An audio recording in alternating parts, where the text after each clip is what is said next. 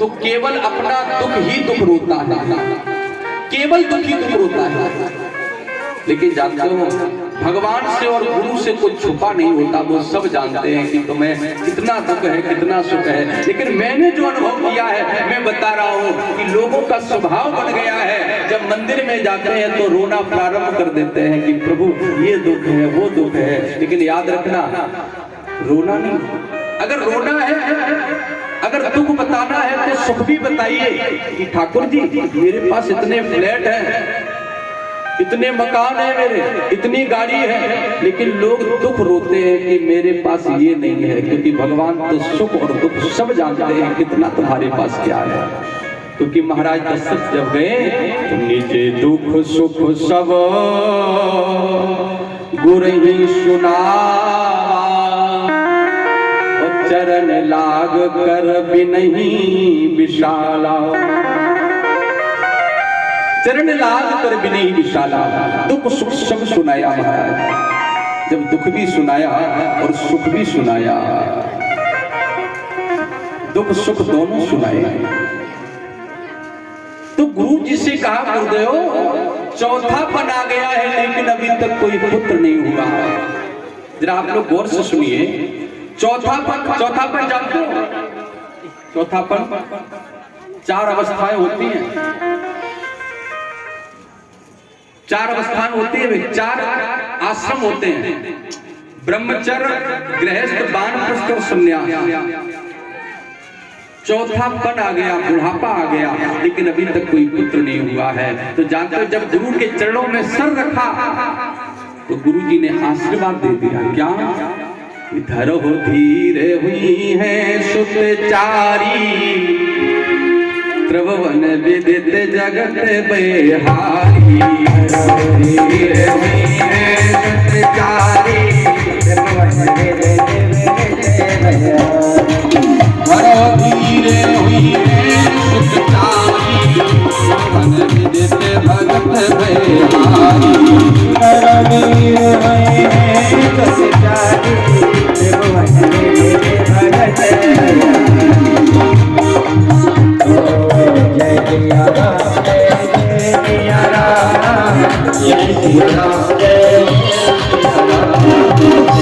अच्छा क्या कहा महाराज दशरथ ने गुरु जी से कहा, गुरु जी ज्यादा नहीं एक ही बेटा हो जाए। अच्छा मांगा कितना? गुरु जी से कितना मांगा? एक, लेकिन गुरु जी ने दिया कितना? 4। इसका मतलब समझ में आया? भगवान के मंदिर में गुरु के घर जाओ, 1 करोगे तो आपको 4 गुना मिलेगा। धरो धीर और हुई है सुतचारी, त्रिभुवन विदित भगत भयहारी। आशीर्वाद दे दिया, और जैसे गुरु का आशीर्वाद मिला महाराज दशरथ ने कहा होंगे कब? जब मर जाएंगे तब? नहीं अभी होंगे। कैसे होंगे? बोले तुरंत श्रृंगी ऋषि को बुलाया गया। श्रृंगी ऋषि वशिष्ठ बुलावा, और पुत्र काम शुभ जग करावा। आज श्रृंगी ऋषि को बुलाया और पुत्रेष्ठ यज्ञ कराया, और जब पुत्रेष्ठ यज्ञ कराया तो आज यज्ञ भगवान खीर का कटोरा लेकर के निकले और कहा कि ये खीर अपनी रानियों को बांट देगा। अच्छा जबलपुर वाले ये बताइए महाराज दशरथ की कितनी रानियां थी? कितनी थी? 8 कौन कह रहा? 3 थी ना? हाँ 3। कौन कौन? कौशल्या, सुमित्रा और कैकेयी। 3 थी ना? अच्छा तीनों में सबसे अधिक प्रेम किसे करते थे? कैकेयी।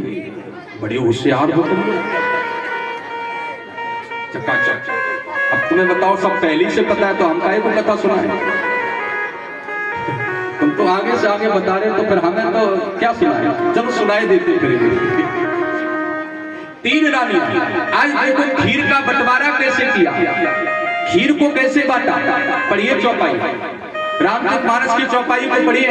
जब महाराज खीर लेकर के आए तो अर्ध भाग कौशल्य ही दी, वे भाग आधे कर दीना, भाग कौशल्य दीना, वे भाग आधे कर दीना। अर्ध भाग कौशल्य दीना, वे भाग आधे कर दीना। अर्ध भाग कौशल्य दीना, वे भाग आधे कर दीना। खीर लेकर के निकले हैं तो भगवान, तो दशरथ जी लेकर के गए। आधा किसे दिया? बोलो बोलिए। कौशल्या को आधा बचा, आधा बचा, उसमें से फिर आधा कर दिया। तो किसे दिया? सुमित्रा और केकई को। चाहते किसे हैं सबसे ज्यादा? केकई को। तो देना किसे चाहिए ज्यादा? केकई को। लेकिन दिया किसे? कौशल्या को। ये मेरे भी समझ में नहीं आया, ऐसा क्यों किया? भाई जिसे जो प्रेम करता है उसे ज्यादा देता है। घर में कोई चीज लाता है, कोई चीज लाता है तो जिसे प्रेम ज्यादा करता है उसे ज्यादा देता है। लेकिन महाराज दशरथ ने उल्टा किया, कौशल्या को ज्यादा दिया, केकई को कम दिया। क्यों दिया ज्यादा कौशल्या को? कौशल्या को इसलिए ज्यादा दिया, जो कौशल्या है वो धर्म की पत्नी है। आप कहोगे धर्म की पत्नी कौन होती है? धर्म की पत्नी वो होती है जिसके साथ मंडप गाड़ करके जो 7 फेरे लिए जाते हैं, वो धर्म की पत्नी होती है। और जो कौशल्या है उसके साथ विवाह हुआ है। और सुमित्रा और केकई है, इनके साथ विवाह नहीं हुआ। इनको तो बस लाए और घर में रख लिया। क्योंकि हमारे हिंदू धर्म में 8 प्रकार के विवाह होते हैं विवाह। एक मंडप गाड़ के विवाह किया जाता, वो भी विवाह होता है। एक वो वैसे हो जाता है, वो क्या बोलते हैं मेरे को तो पता ही नहीं, वो लव क्या होता है। एक वो लव मैरिज हो जाता है, और एक वो होती है जो वकील लिखता है पढ़ाई, क्या बोलते हैं उसे? यहाँ के लोग बहुत जानते हैं, मतलब कोर्टी मैरिज होती है क्या? एक कोर्ट मैरिज होती है। तो ये भी एक विवाह है। तो विवाह भी कई प्रकार के होते हैं। तो कौशल्या के साथ केवल विवाह हुआ है। सुमित्रा और केकई को लाए और रख लिया हुआ है। इसलिए महाराज दशरथ ने कौशल्या को आधा दिया। और जब कौशल्या को आधा दिया तो तीनों रानियों ने खीर को कहाँ खाया? घर के अंदर नहीं खाया, घर की छत पे गई और छत पे जाकर को खीर को खा रही है। हाथ में खीर को रखा और खाने जा रही थी, तभी एक चील उड़ता हुआ आया। चील उड़ता हुआ या सुमित्रा के हाथ की खीर वो चील अपने चोंच में दबा करके ले गई। सुमित्रा रोने लगी। सुमित्रा ने कहा कि तुम दोनों तो मां बन जाओगी, लेकिन मैं फिर मां नहीं बन पाऊंगी। कौशल्या ने कहा बहन तुम चिंता मत करो। केकई ने कहा बहन तुम चिंता मत करो, तुम्हें तो भगवान ने एक नहीं 2 पुत्रों की मां बनने का सौभाग्य दिया है। उसी समय कौशल्या ने अपने में से आधा सुमित्रा को दिया, केकई ने भी अपने में से आधा सुमित्रा को दिया। तो सुमित्रा के पास कितने भाग हुए? 2। सुमित्रा ने उसी समय कहा कि अगर मेरे 2 पुत्र हुए तो मैं प्रतिज्ञा करती हूँ कि एक बेटा आपके बेटा के चरणों में डाल दूंगी और एक बेटा आपके बेटा के चरणों में डाल दूंगी। इसलिए सुमित्रा के 2 बेटा हुए। कौन? 2 बेटा हुए, लक्ष्मण और शत्रुघ्न। लक्ष्मण जी राम जी के सेवक हुए और शत्रुघ्न लाल भरत जी के सेवक हुए। तीनों रानियों ने खीर को खाया, गर्भवती हो गई। और गोस्वामी जी लिखते हैं आज भगवान मैया कौशल्या के घरों में आए और जाते लेते हरि गर्भ आए, सकल लोक सुख संपत्ति आए। जाते लेते हरि गर्भ आए, सकल लोक सुख संपत्ति आए। जाते हरि गर्भ आए, सकल लोक सुख संपत्ति आए। जाते हरि गर्भ आए, सकल लोक जिस दिन से भगवान मैया के गर्भस्थल पर आए उसी दिन से आज सुख संपत्ति आ गई।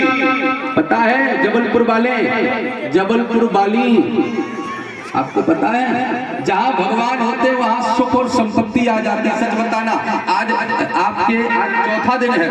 सच बताना चौथा दिन है भगवान ठाकुर जी को आए आपके यहाँ। कितना आनंद आ रहा बताओ। अरे सरकार आनंद ही आनंद है, जिधर देखो आनंद। देखो 3 घंटे ये आनंद, 3-4 घंटे ये कथा में आनंद, और फिर भोजन में आनंद। भोजन भी चकाचक हो रहा है। हाँ, और सुभाष तो सबको बुला बुला करके खिलाते हैं, बोले तुम भी खाओ, तुम भी खाओ। इतनी बढ़िया व्यवस्था कर रखी है, हम क्या बताएं आपको। बहुत ठाकुर जी की कृपा, चकाचक हो रहा है। अरे इन बच्चों को शांत करिए थोड़ा, बैठे रहो। देखो ये सोफा पे बैठी है ऊपर, बिटिया चुटिया वाली बिटिया, बैठ जाओ, इतनी बैठ जाओ, नीचे बैठ जाओ बेटा।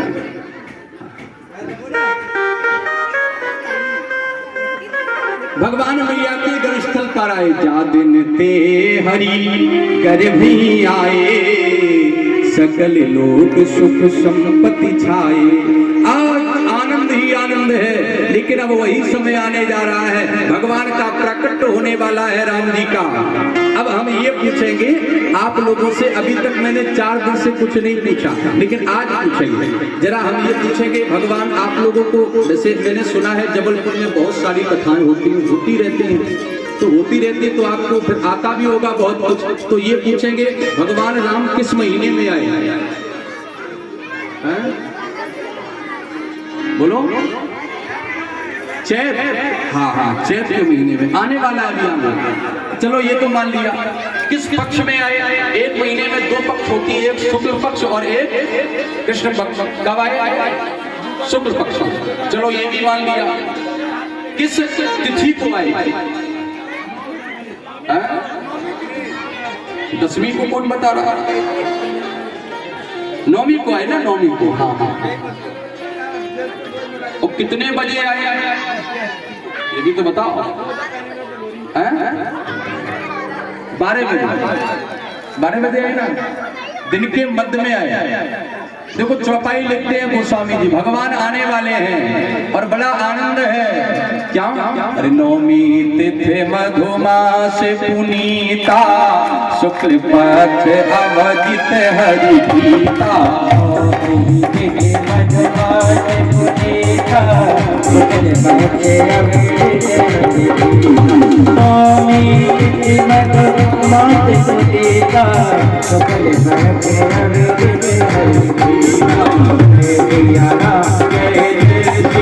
सभी लोग आपको भगवान आने वाले हैं।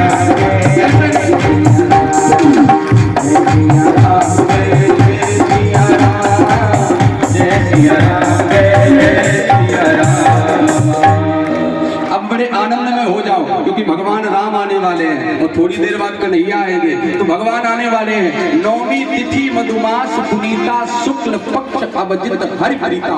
शुक्ल पक्ष है, 9वीं तिथि है, चैत का महीना है, दिन के 12 बजे है। राम जी दिन के 12 बजे आए, 9वीं तिथि को आए। अच्छा, एक लोगों ने कहा कि महाराज जी राम जी 9वीं तिथि को ही क्यों आए? 10वीं को आ जाते, एकादशी को आ जाते, द्वादशी को आ जाते, पूर्णिमा को आ जाते, लेकिन नहीं, राम जी 9वीं को ही आए। क्यों आए? राम जी 9वीं को क्यों आए? क्योंकि राम जी 9वीं को इसलिए आए, 9 का अंक पूर्ण है। ऐसे ही हमारे भगवान पूर्ण ब्रह्म है, पूर्ण ब्रह्म है भगवान राम, इसलिए भगवान राम 9वीं को आए। 9 का अंक भी पूर्ण है, ना घटने से घटता है और ना बढ़ने से बढ़ता है। जरा पहाड़ा आता है आपको? पहाड़ा पढ़ा? 9 का पहाड़ा पढ़िए। 9 एकम 9 दूनी 8 1 8 और 1 9 तिया 27 7 2 9 पना 4 5 9। मतलब 9 का पहाड़ा पढ़ेंगे जब प्लस करेंगे तो 9 ही शेष बचेगा। ऐसी 9 का अंक ना तो घटने से घटता है ना बढ़ने से बढ़ता है, इसलिए राम जी 9वीं को ही आए। और भगवान कन्हैया कब आए? कब आए? बोलो। अष्टमी को आए। अच्छा, भगवान कन्हैया की जो लीलाएं हैं वो घटती और बढ़ती हैं। भगवान की लीलाएं सम रहती हैं राम जी को। ऐसे राम भगवान कन्हैया अष्टमी तिथि को आए। जैसे 8 का पहाड़ा पढ़िए तो घटता है आधा पहाड़ा बढ़ेगा। ऐसे ही भगवान कन्हैया अष्टमी को आए। 8 का पहाड़ा पढ़ो। 8 एकम 8 दूनी 6 और 1 कम हो गया। 8 तिया 24 4 2 फिर 1 कम हो गया। 8 का आधा पहाड़ा घटेगा, आधा पहाड़ा बढ़ेगा। इसलिए भगवान कन्हैया अष्टमी को आए। राम जी आने वाले। चलिए केवल हम दो शब्दों में बोलेंगे बड़े भाव से, उसके बाद राम जी आने वाले हैं। सभी लोग मेरे साथ, जिनको आता है वो गाए, जिनको आता है वो गाए। हम पूरा नहीं गाएंगे, समय नहीं है, भगवान कन्हैया आने वाले हैं, थोड़े ही गाएंगे, 2-4 लाइन मेरे साथ सभी लोग गाएंगे। अरे भय प्रगट कृपाला दीन दयाला कौशल्या हितकारी, भय प्रगट कृपाला दीन दयाला कौशल्या हितकारी, हरि सिद्धि महाकारी मुनि मनहारी,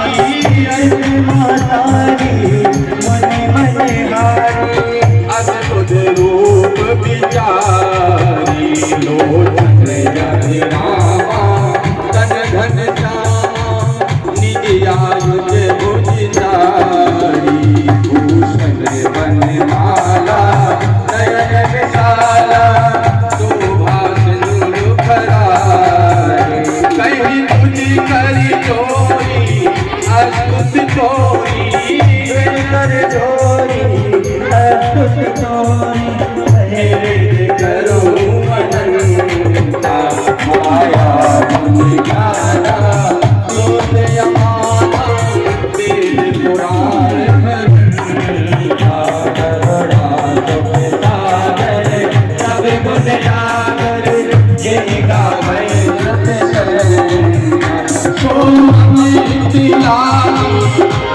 अनुरागी,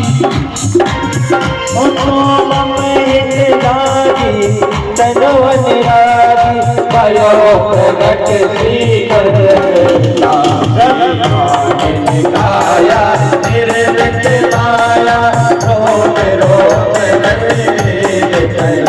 ममे होए तो बाजी, यह उपराधी तुरंत हीर मत दे, उपजार विज्ञाना प्रभु मुस्काना, करते बहुत बुद्धि की जय, कई कथा सुनाई बात बुझाई, कार सुन के माता सुनि बोली सोमति बोली, कजवतात ये रूपा, सुनीरा अतनय सीरा, जय सुख परम अरूपा, सुनि वचन सुभाना रोदन गाना, कोई बालक सुर रूपा, जय जय दुराहो हर पद गाहो, तेरा भय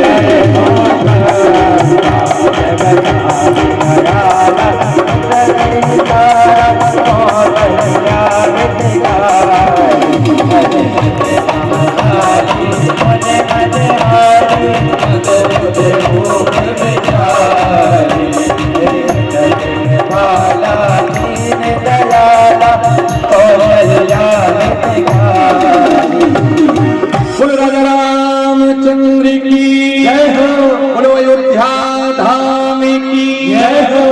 आज अयोध्या जी में भगवान राम का जन्म हुआ, लेकिन अकेले नहीं, थोड़ी देर बाद पता चला कि भरत जी आए हैं, और फिर थोड़ी देर बाद पता चला कि शत्रुघ्न जी का जन्म हुआ है, और फिर थोड़ी देर बाद पता चला कि लक्ष्मण जी का जन्म हुआ है।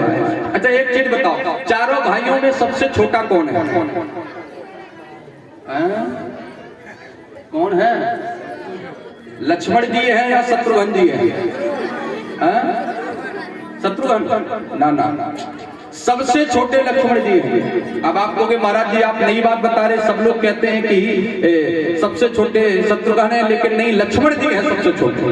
कैसे लक्ष्मण है? क्योंकि जब मांगने के लिए आए विश्वामित्र जी, तो उन्होंने क्या कहा? अनुज समेत देहो रघुनाथा। अनुज का मतलब कौन होता है?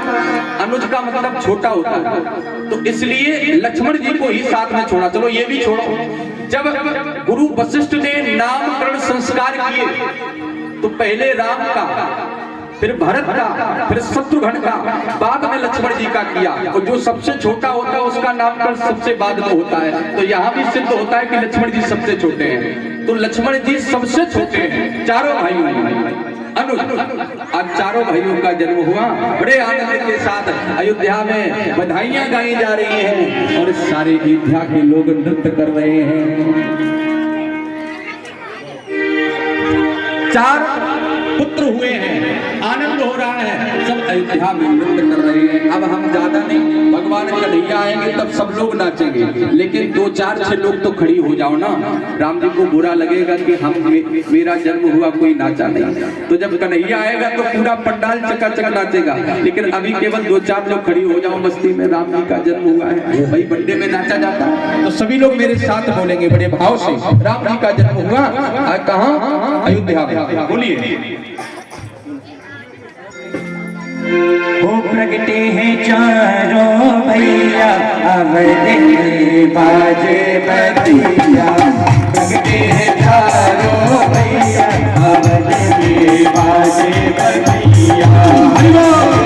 बतिया बाजे बतिया, बाजे बतिया, बाजे बतिया। प्रगटे हैं चारों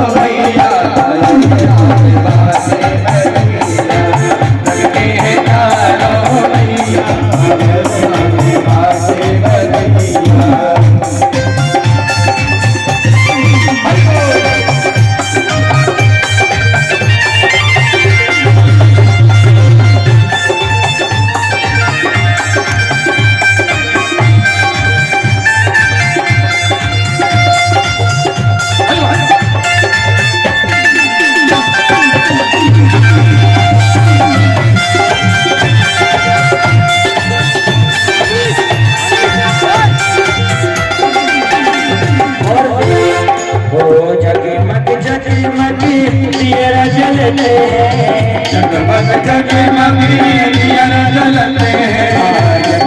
जगमगी दिया जलते हैं, जगमगी दिया जलते हैं, दिया जलते हैं, दिया जलते हैं, दिया जलते हैं, दिया जलते हैं। जगमगी जगमगी दिया जलते हैं, जगमगी दिया जलते हैं।